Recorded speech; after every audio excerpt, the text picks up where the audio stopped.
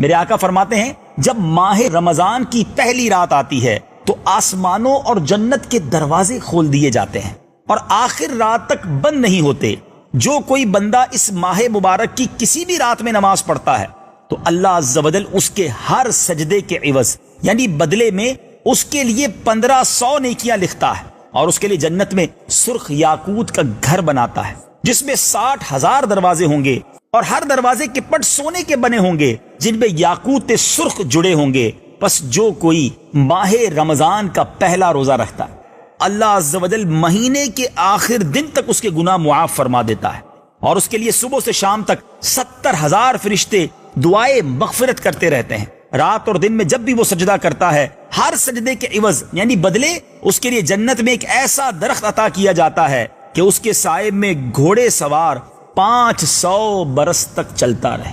سبحان اللہ، پہلے دن اور پہلی رات کی یہ بات ہے تو آگے آگے کتنی رحمتیں اور برکتیں ہوں گی۔ سبحان اللہ، سبحان اللہ۔